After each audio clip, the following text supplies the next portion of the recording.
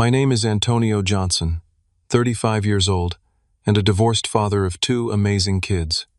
When my phone buzzed with that text from Mom, don't come to the wedding, you and your kids just make things awkward, I felt my stomach drop.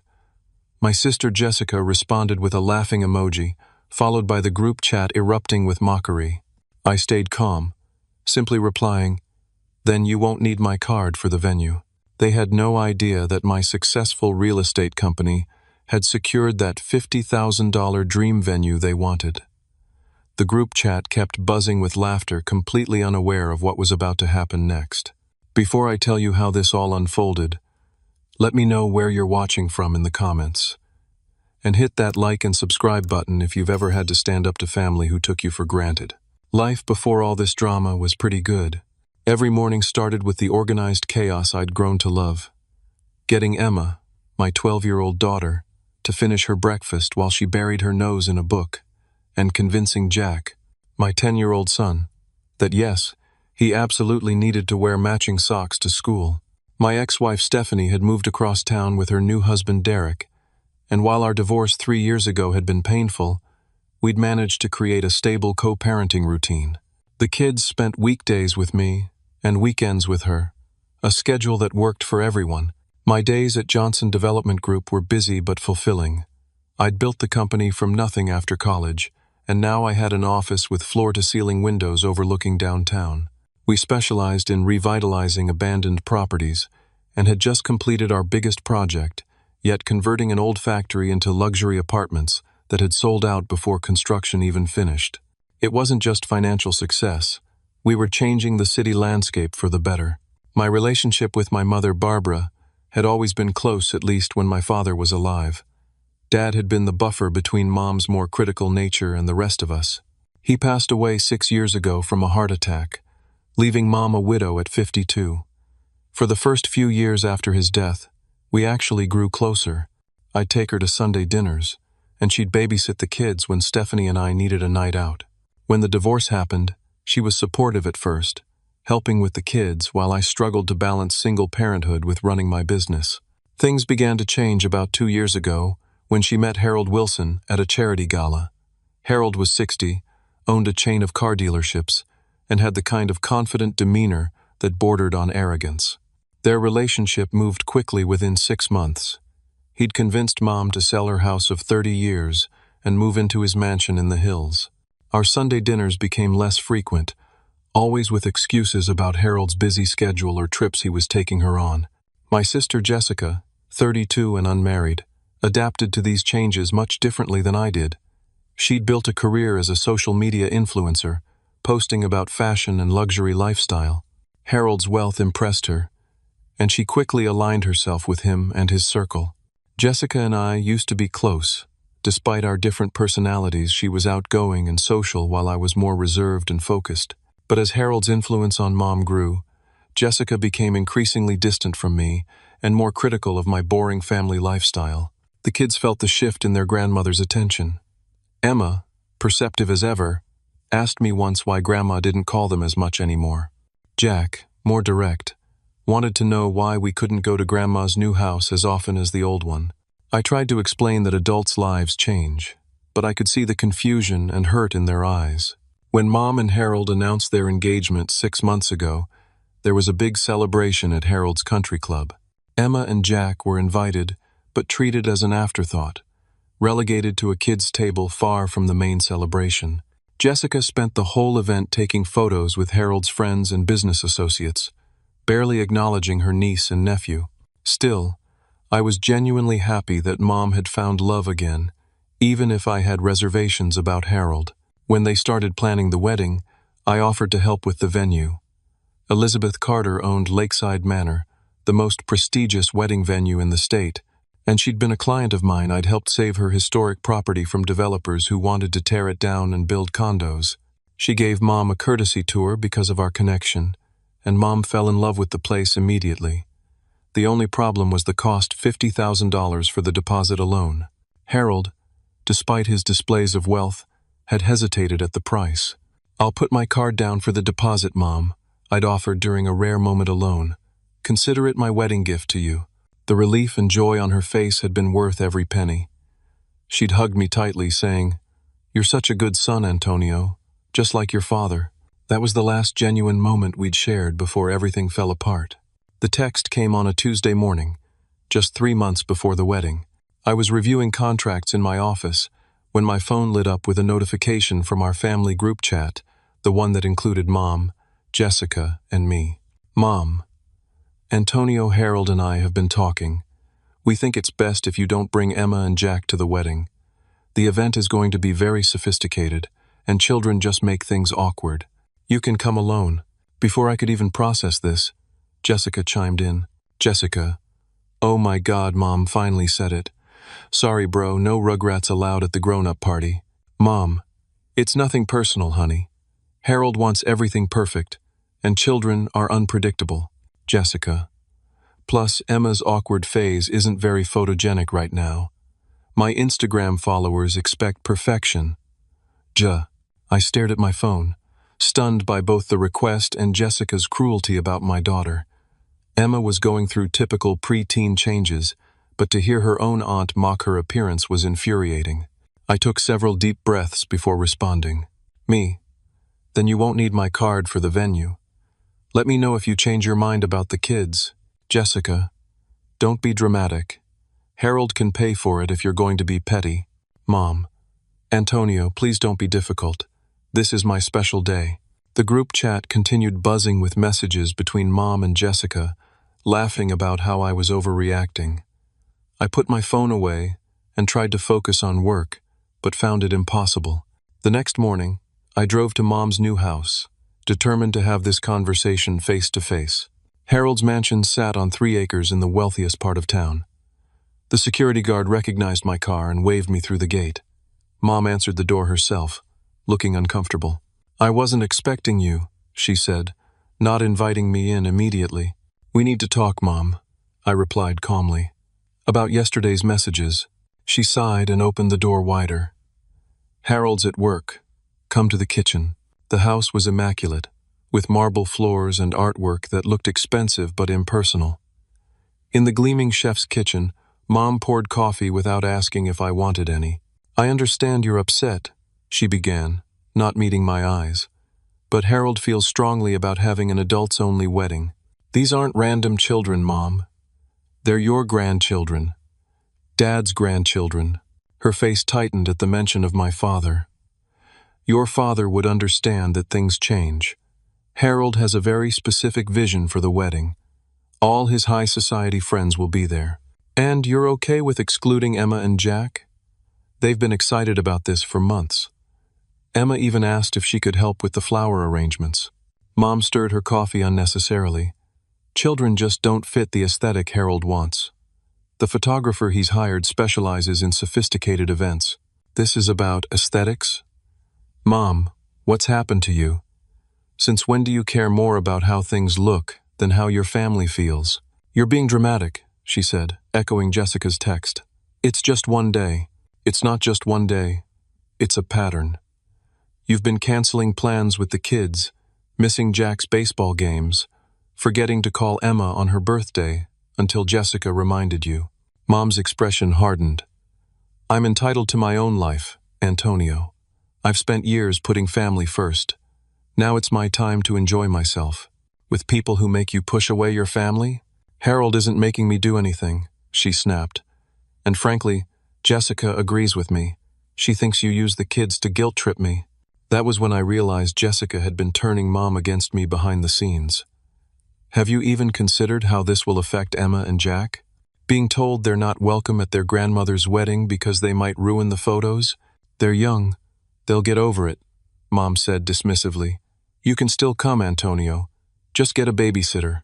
I stood up, suddenly exhausted by the conversation. "I need to think about this. But you should know, those kids adore you. This will hurt them deeply." "They'll be fine," Mom repeated, showing me to the door. "Please don't make this harder than it needs to be." That evening, I had to sit down with Emma and Jack to explain that they wouldn't be going to Grandma's wedding. I tried to soften the blow, but there was no good way to tell children they were being excluded for not fitting an aesthetic. Emma, always sensitive, went quiet and then asked in a small voice, "Is it because of my braces?" Jessica said they make me look weird in photos. No, sweetheart, I said, pulling her close. Your braces are perfect, and so are you. This is about Grandma and Harold making poor choices, not about you. Jack was more openly angry. Harold is stupid, and Grandma's stupid for listening to him. Hey, I said gently, we don't call people stupid, even when they hurt us. But it's okay to feel angry. I'm pretty angry too. That night after they went to bed, I called my best friend Marcus to vent. We met at Riley's, the bar where we'd been meeting since college. She actually said that? Marcus asked incredulously after I recounted the conversation. About her own grandkids? Word for word, I confirmed, nursing my beer, and Jessica's encouraging it. You should have seen the texts she was sending. Man, I never liked that Harold guy, but this is next level. What are you going to do about the venue payment? I sighed. I don't know yet. Part of me wants to pull my card immediately, but I don't want to stoop to their level. Maybe Mom will come to her senses. And if she doesn't? Marcus pressed. Then I'll have to decide if I'm even going to attend a wedding where my kids aren't welcome. What about your sister?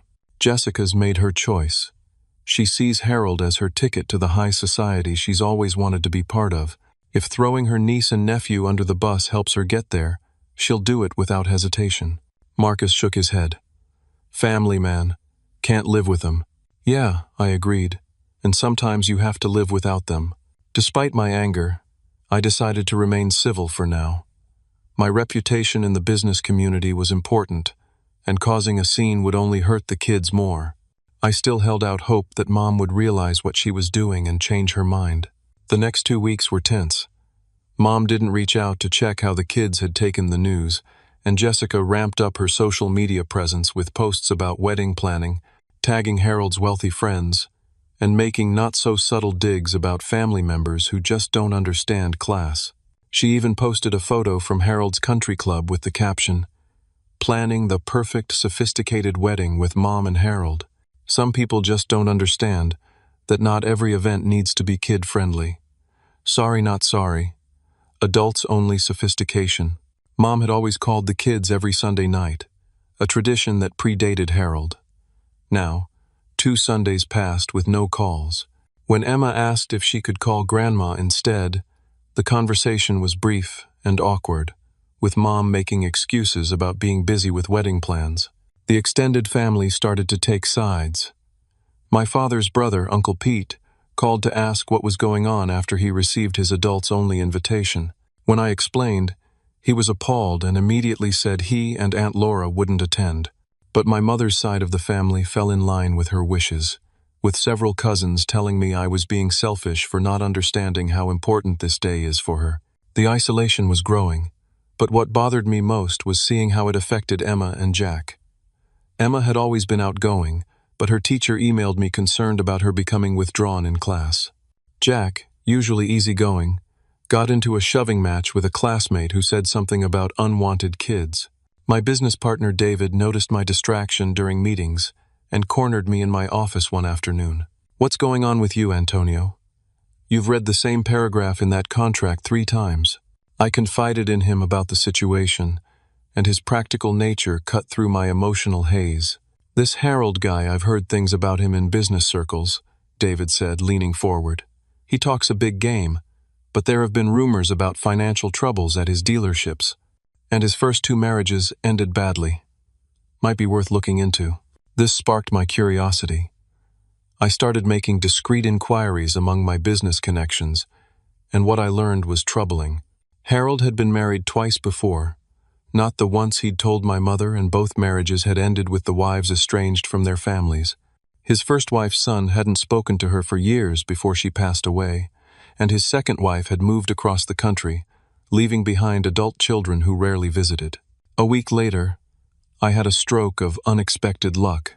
I was having lunch with a potential investor at the Grand Hotel downtown, when I spotted a woman I recognized as Kimberly Wilson Harold's daughter from his first marriage. She was working as a wedding planner, and I'd seen her picture in Mom's house, though Mom had mentioned she and Harold weren't close. After my lunch meeting concluded, I approached her table. "Excuse me, Kimberly? I'm Antonio Johnson, Barbara's son. Her expression shifted from professional politeness to recognition, the son with the kids who aren't invited to the wedding. Word travels fast, I said, trying to keep my tone light. She gestured to the chair across from her. My father makes sure I know exactly who isn't worth including. Please, sit. Over the next 30 minutes, Kimberly shared insights that confirmed my worst fears. Harold had a pattern of isolating new wives from their children, particularly those who had resources the wives might share with their families instead of him. He did it to my mom. Then to Marla, his second wife, Kimberly explained. It starts with complaints about the children, then moves to controlling access, then financial manipulation. By the time they realize what's happening, they've lost both their money and their family connections. Why are you telling me this? I asked. Won't this create problems between you and your father? Kimberly gave a sad smile. We haven't had a relationship in 15 years. I'm only invited to the wedding for appearances. She hesitated. I saw what it did to my mom, losing connection with me and my brother. Your mother seems nice. I'd hate to see history repeat itself. As if the situation wasn't difficult enough, Jessica chose this time to escalate her attacks. She somehow got hold of private text messages I'd sent Mom expressing concern about Harold and shared screenshots in the family group chat, adding her own mocking commentary. Jessica, look what Antonio's been saying about Harold behind everyone's back. So much for being the mature one. She followed this with a stream of messages painting me as jealous of Harold's wealth and success. Mom didn't defend me, instead responding with, Antonio, I'm very disappointed in you. Harold has only been generous with this family. The final straw came when Jessica attended a family barbecue at Uncle Pete's house, one of the few family members still trying to stay neutral. Emma and Jack were there, and Jessica spent the afternoon taking selfies with various family members but pointedly excluding Emma. When Emma finally asked to be in a photo, Jessica loudly said, Sorry, I'm trying to keep my social media aesthetic consistent. Maybe when those braces come off. Emma locked herself in the bathroom, crying. By the time I coaxed her out, Jessica had left, already posting the photos with captions about family time as if Emma and Jack didn't exist. That night, I received an unexpected call from Margaret Maggie Thompson, my mother's best friend since high school. Maggie had always been like an aunt to me, though we'd seen less of her since Harold entered the picture. Antonio, I've been trying to stay out of this, she began, her voice low as if worried about being overheard. But things aren't right with your mother. Harold has changed her in ways that scare me. What do you mean? She's not allowed to make decisions without checking with him first. He monitors her phone calls, her spending. Last week she wanted to buy a birthday gift for Jack, and Harold told her it was unnecessary since the boy has enough toys. My grip tightened on the phone. Why are you telling me this now, Maggie? Because yesterday she showed me the wedding photo plan Harold's designed. You're barely in any of them, and the kids aren't mentioned at all. When I asked about family photos, she said Harold thinks it's best to focus on the future, not the past. Antonio, I'm worried she's going to regret this, but by then it might be too late. After hanging up, I sat in my home office staring at the wall. The kids were asleep down the hall, but I felt more awake than ever. Something had to change. A month before the wedding, Mom sent a text inviting me to dinner at her house, just adults, she specified. Unnecessarily. Harold thinks we should clear the air before the wedding. I considered declining, but decided this might be my last chance to get through to her. Marcus offered to watch Emma and Jack, and I drove to the mansion with a knot of tension in my stomach. Jessica's car was already in the circular driveway when I arrived. Inside, the formal dining room was set with Harold's expensive china. Mom kissed my cheek stiffly. Harold offered a firm handshake, and Jessica smirked from behind her wineglass. Antonio, good of you to join us, Harold said, taking his seat at the head of the table. Barbara was concerned you might still be upset about our adults-only policy. I'm here for Mom, I replied simply, accepting the glass of water, not wine, that had been set at my place. Throughout the appetizer course, Harold dominated the conversation, talking about his business successes and the important people attending the wedding. Jessica hung on every word, while Mom nodded along, occasionally glancing at me as if checking my reaction. When the main course arrived, Harold finally addressed the elephant in the room. Now, Antonio, about your children. I understand you're disappointed, but surely you can see that a sophisticated event like our wedding isn't an appropriate place for youngsters. The five-star catering, the string quartet, these would be wasted on children. Before I could respond, Jessica jumped in. Plus, Emma's going through that awkward stage. The photographer charges $2,000 an hour. We can't have braces and acne in those shots. I set down my fork carefully. Emma and Jack are well-behaved kids who understand special occasions. They're also family. Mom's only grandchildren and Dad's legacy. Harold waved his hand dismissively. Everyone says their children are well-behaved, and bringing up your father isn't relevant to our wedding day. It is to Mom, I countered, looking directly at her. Or at least it used to be. Mom shifted uncomfortably. Antonio, please. Let's not make this difficult. I'm not the one making this difficult, Mom. I'm just asking why you're okay with excluding your grandchildren from one of the most important days of your life. Harold's expression hardened. I've been very tolerant of your attitude, Antonio. Barbara has explained how challenging you've been since your divorce. Clearly, you're projecting your own failed relationship onto ours. Jessica snickered, and I noticed she was filming the conversation discreetly with her phone on her lap. This wasn't a dinner to clear the air. It was an ambush designed to provoke me for her social media content. I maintained my composure. My concern is for my children, who love their grandmother and are hurt by being excluded. This isn't about me. Oh, please, Jessica interjected. You're just jealous because Mom's finally happy without having to babysit your kids every weekend. Some of us have actual careers and social lives. Speaking of careers, Harold added with a smirk, I heard that development project on the east side is having permit issues. Shame when people get in over their heads in business. The comment caught me off guard. The permit issue was a minor setback that had only been discussed in a private meeting yesterday. Harold must have connections in the city offices who were feeding him information about my business. My business is doing fine, thank you, I said coolly. And I'm happy Mom has found someone. I just wish that someone valued family as much as Dad did. Harold's face darkened. Let's leave your father out of this. From what Barbara's told me, he was an underachiever who never provided the life she deserved. At least I can give her security and status. The room went silent. I looked at Mom, waiting for her to defend Dad, the man she'd loved for 30 years, who had worked 2 jobs to put her through nursing school, who had never missed a single one of Jessica's dance recitals or my baseball games. But she said nothing, staring down at her plate. That was the moment something broke inside me. Not with a crash, but with a quiet finality. I stood up slowly, placing my napkin beside my barely touched meal. Mom, I've tried to be understanding. I've given you space to build your new life with Harold. But I won't sit here and listen to Dad being disrespected, and I won't keep exposing my children to the pain of being rejected by their grandmother. Jessica rolled her eyes dramatically. Here comes the martyr act. I ignored her, keeping my focus on Mom. You have a choice to make. Your grandchildren would love to be part of your wedding day. They miss you.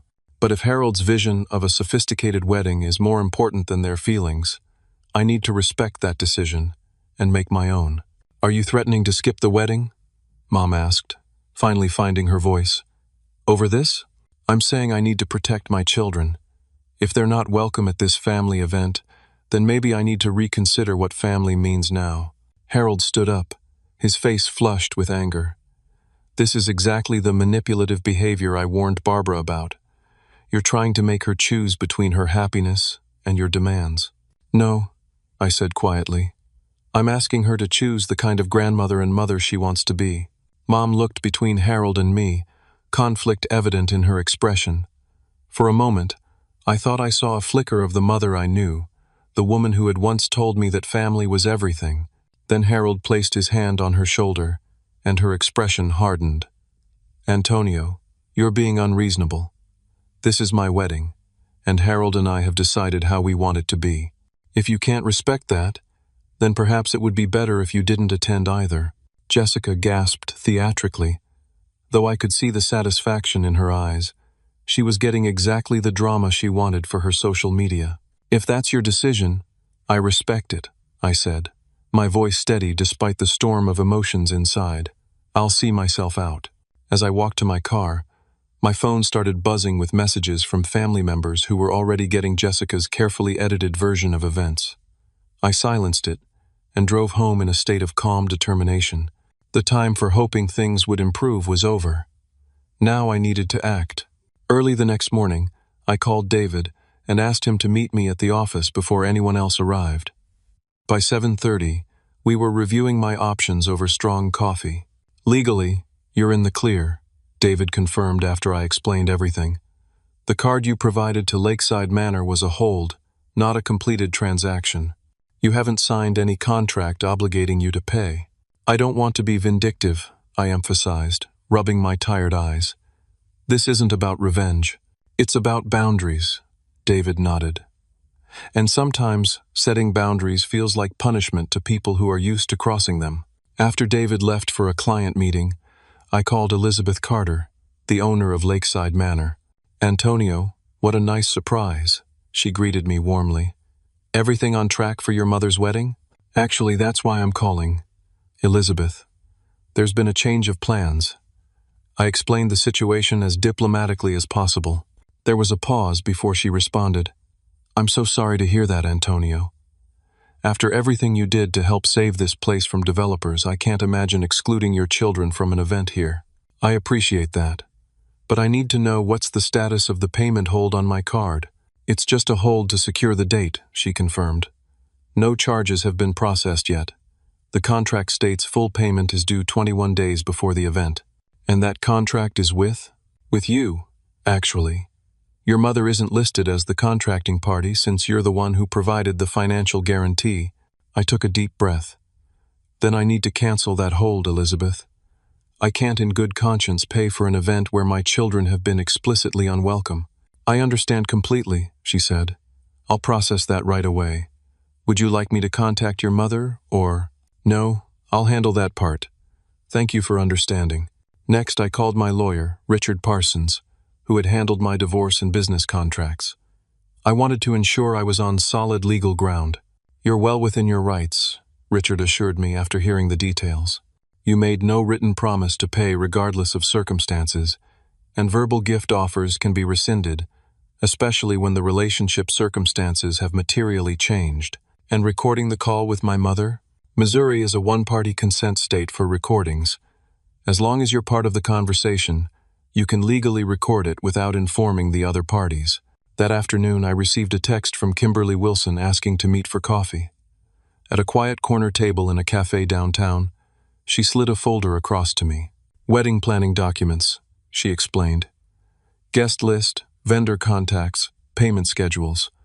Mom asked me to help coordinate since I'm in the industry, but Harold took over most decisions. I raised an eyebrow.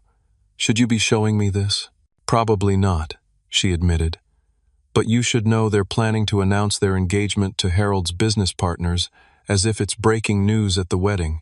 He's using it as a business networking event more than a family celebration. That doesn't surprise me, I sighed. There's more, Kimberly said hesitantly. My father isn't as wealthy as he appears. The dealerships are overleveraged, and he's been seeking investors. Your mother's retirement savings have already been consolidated into his accounts. This confirmed what I'd suspected, but hadn't been able to prove. Thank you for telling me this. I know it can't be easy. I watched him destroy my mother, Kimberly said simply. She died alone because he convinced her we didn't really love her. I can't stop their wedding, but maybe I can help prevent history from repeating completely. That night, after putting the kids to bed, I sat down with Marcus on my back deck, nursing a bourbon and staring at the stars. Are you sure about this? He asked.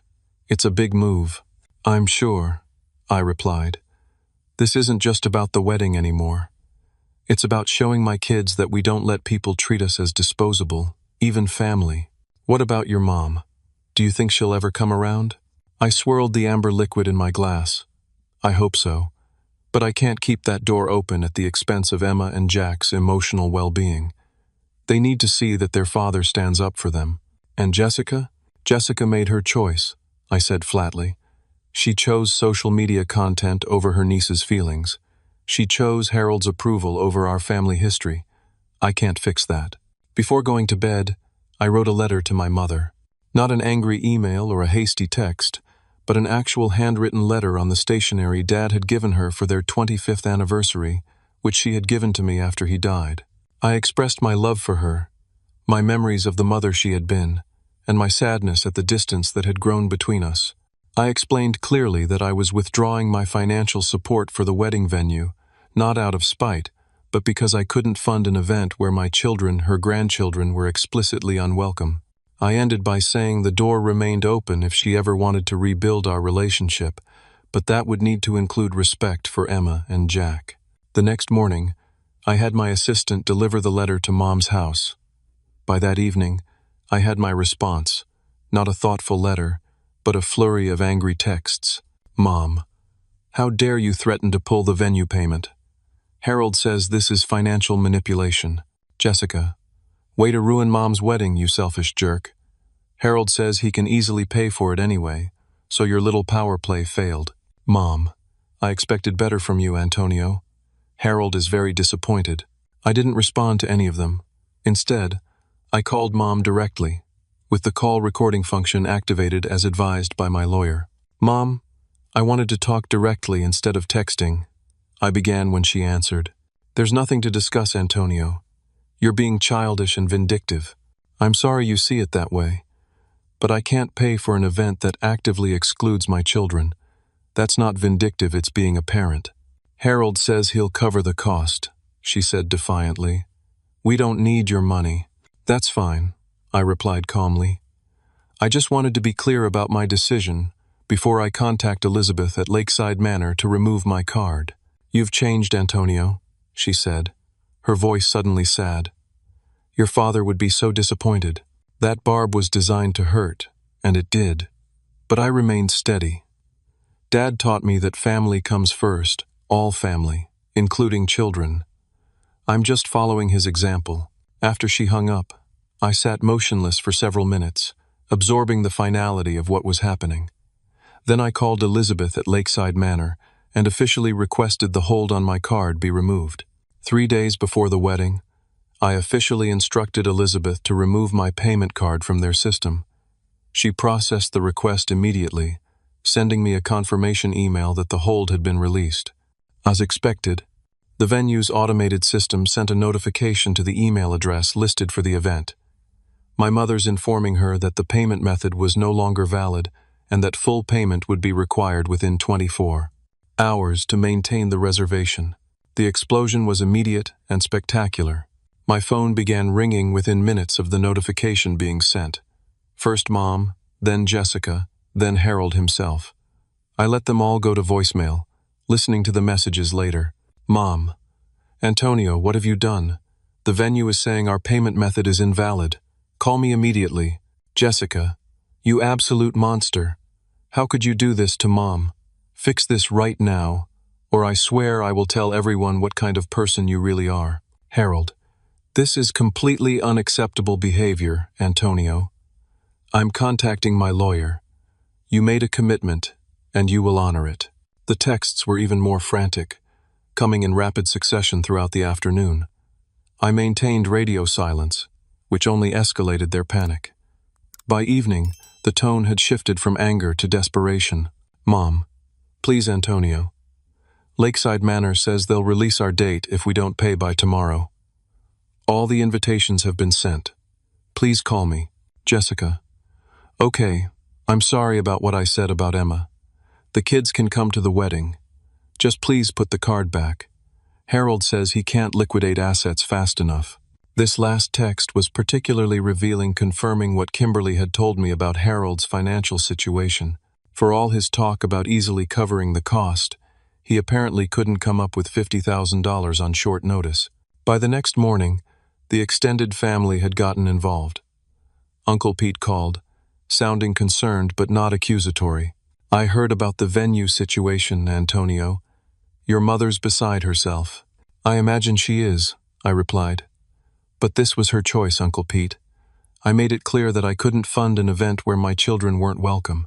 For what it's worth, Laura and I already declined our invitation when we heard about the no kids policy. But this has turned into a real mess. Half the family is canceling because they can't believe Barbara would exclude her own grandchildren. This was news to me. I didn't ask anyone to take sides. You didn't have to, Uncle Pete said. Family is family. Most people understand that innately.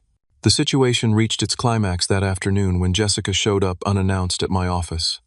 My assistant tried to intercept her, but she pushed past, bursting into my meeting with a potential investor. You need to fix this right now, she demanded, her carefully curated social media persona nowhere to be seen. Her eyes were red from crying, her designer outfit wrinkled. I apologized to my client and stepped out with Jessica. This isn't the place for this conversation. There is no place, she shouted. You won't answer your phone. The venue is going to be released in, she checked her watch. 4 hours unless we pay in full. Mom is having a breakdown, and Harold is threatening to call off the wedding entirely. I'm sorry to hear that, I said sincerely. But as I explained in my letter to Mom, I can't financially support an event where my children are explicitly unwelcome. Fine, they can come. Emma and Jack can be in the wedding party if that's what you want. Just please, fix this. For the first time, I saw genuine desperation in Jessica's eyes. This isn't a negotiation tactic, Jessica. This is about the consistent way you and Mom have treated Emma and Jack over the past months. One last-minute invitation doesn't fix that. What do you want then? An apology? Fine, I'm sorry. Is that what you need to hear? I shook my head. What I needed was for my mother and sister to treat my children with love and respect from the beginning. Not because it secured a venue, but because they're family. Jessica's desperation turned back to anger. You think you're so perfect, don't you? The good son, the devoted father. But you're just using your kids as pawns to punish Mom for moving on with her life. Is that really what you think this is about? I asked quietly. I think this is about you not being the center of attention anymore, she spat. Ever since Harold came into the picture, Mom has someone else to rely on besides just you.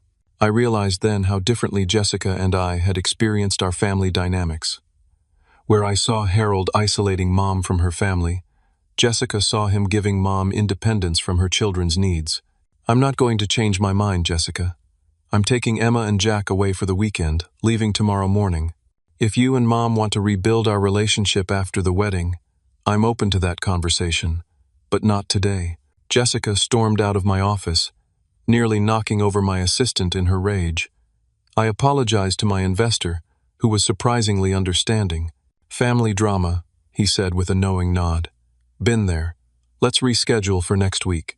That evening, I told Emma and Jack we were taking an impromptu trip to Ocean Haven Resort, a beachfront hotel a few hours away. I didn't mention the wedding or the drama, just framed it as a fun weekend getaway.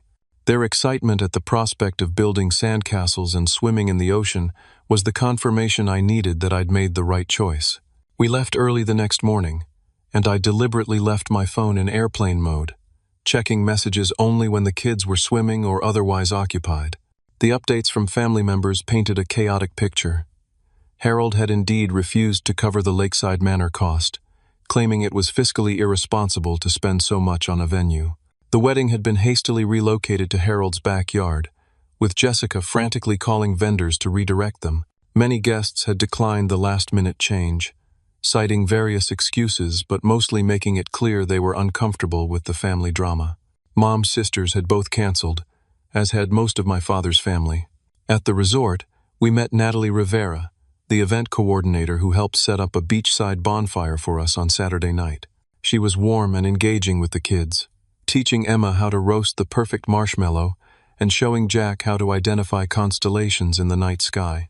When the kids went to bed exhausted from swimming, Natalie and I shared a glass of wine on the terrace of our suite, talking easily about everything except family drama. Your kids are wonderful, she said, watching the moonlight on the waves. They're lucky to have a dad who prioritizes them like you do. I'm the lucky one, I replied, realizing I meant it completely. Despite all the turmoil, I had 2 amazing children and the clarity that came from standing firm in my values. Sunday, the wedding day, came and went without us. According to Uncle Pete, who texted me a brief update, the ceremony had been short and sparsely attended, with Harold looking irritated throughout and Mom appearing shell-shocked. Jessica had been conspicuously absent from social media, posting nothing about the wedding she'd been documenting obsessively for months. As we drove home on Monday, I felt a weight had lifted. I hadn't caused the outcome. I'd simply refused to participate in my own family's mistreatment. Whatever happened next would be up to Mom and Jessica. In the month following the wedding, our little family found a new rhythm. Emma joined an art class where her creative talents flourished, while Jack discovered a passion for soccer that had him practicing in our backyard every evening. I made a point of being home for dinner every night, creating new traditions like Waffle Wednesday and movie marathon Sundays that gave us all something to look forward to. We also started family therapy sessions with Dr. Rachel Winters, who specialized in helping children navigate complex family dynamics. Emma gradually became more confident, even posting a smiling photo with her braces on her private social media account. Jack's anger issues at school subsided as he learned healthier ways to express his feelings. The business continued to thrive, with the permit issue Harold had mentioned resolving itself without issue. David and I secured the investor who had witnessed Jessica's outburst, ironically because he was impressed with how calmly I'd handled the situation. Anyone who can maintain composure during family chaos can definitely manage a complex development project, he'd said when signing the contract. Marcus remained a steadfast presence, joining us for dinner once a week and taking the kids fishing on occasional Saturdays to give me some personal time. It was during one of these quiet Saturdays that I received the call I'd been half expecting, half dreading. "Antonio?" My mother's voice sounded smaller than I remembered. "Do you have a few minutes to talk?" We arranged to meet at a neutral location, a coffee shop downtown, the following day. When I arrived, I almost didn't recognize her. The carefully maintained appearance she'd adopted since meeting Harold was gone, replaced by a simpler look that reminded me of the mother I'd grown up with. "Thank you for coming," she said, hands wrapped tightly around her coffee cup. "I wasn't sure you would." I said the door was open. I reminded her gently. "I meant it." She nodded, tears forming. "I don't know where to begin. To say I'm sorry seems inadequate for what I've done." "What happened after the wedding, Mom?" I asked, not unkindly. She took a shaky breath. "The wedding was not what I expected. So many people didn't come. The backyard setup was nothing like what I'd dreamed of. Harold was angry the entire time, blaming me for not controlling you better." She dabbed at her eyes with a napkin. "Afterward, things got worse. He was monitoring all my spending, questioning every phone call. He even suggested I change my will to favor him over you and Jessica. That's when I started to see clearly what was happening." "And Jessica?" I prompted. "She and Harold had a falling out the day after the wedding. He accused her of using his connections for her social media without contributing anything of value. She moved out of the guest house last week." I absorbed this information quietly, not surprised but still saddened. "The thing is," Mom continued, her voice breaking, "I miss my grandchildren so much. I realize now what I was throwing away. Those Sunday calls with Emma and Jack were the highlight of my week, and I just gave them up because Harold thought they were a distraction." "They miss you too," I acknowledged. "They ask about you." Hope flickered across her face. "Do you think, would it be possible for me to see them sometime? I understand if you need time or if you want to be present during any visits. I would respect whatever boundaries you set." The fact that she used the word boundaries told me she'd been doing some reflection. "We could start with a short visit, maybe ice cream this weekend. I would need to be there, and I'd need to talk with them first to make sure they're comfortable." "Of course," she agreed quickly. "Anything. I just want a chance to be their grandmother again, to be your mother again. It's going to take time, Mom. Trust isn't rebuilt overnight." "I know," she nodded. "I'm seeing a therapist now, trying to understand how I let this happen, how I became someone who would hurt her family for a man's approval." As we parted, she hugged me tightly. "Your father would be so proud of you, Antonio. The way you protected your children, that's exactly what he would have done." This simple acknowledgement of my father's memory meant more than any elaborate apology could have. Jessica's journey back was more complicated. Her first attempt at contact was a text that read simply, "You were right about Harold. I'm sorry." 2 weeks later, She asked if she could come over to apologize to Emma and Jack in person. I agreed, but made it clear that if she upset them in any way, the visit would end immediately. To my surprise, she arrived without makeup, dressed simply, and bearing thoughtful gifts, an art set for Emma, and a signed soccer ball for Jack from the local professional team. Her apology was genuine, acknowledging specifically how her words and actions had hurt them. I got caught up in trying to be someone I'm not, she admitted, as the kids showed her their rooms. I forgot what actually matters. I hope someday you guys can forgive your Aunt Jessica. Emma, always the more forgiving of the two, gave her a tentative hug. Jack took longer to warm up, but by the end of the visit, he was showing her his soccer moves in the backyard. As for Jessica's social media career, it had taken a significant hit when several followers pieced together the wedding drama from her conspicuous silence. She'd lost a major sponsorship deal, but told me later it was probably for the best. I'm going back to school, she announced during a coffee meetup 6 months after the wedding, to finish my psychology degree. I think I want to help people for real, not just pretend to on Instagram. The business continued to flourish, with our East Side Development Project winning a Community Impact Award. David and I expanded the company, hiring 2 new project managers to handle the increased workload. Elizabeth from Lakeside Manor referred several high-profile clients our way, appreciative of how professionally I'd handled a difficult situation.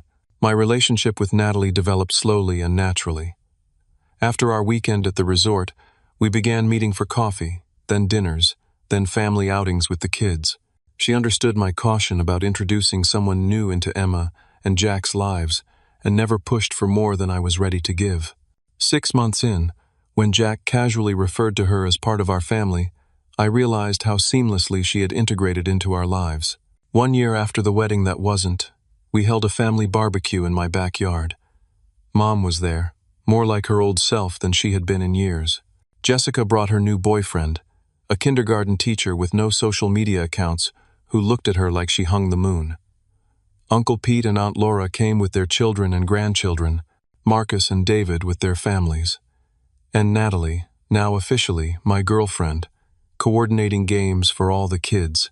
As I watched this gathering messy, noisy, completely unsophisticated, and absolutely perfect, I reflected on everything we'd been through and the lessons I'd learned. First, standing up for yourself and your children isn't selfish, it's necessary. Sometimes the hardest boundaries to set are with the people we love most.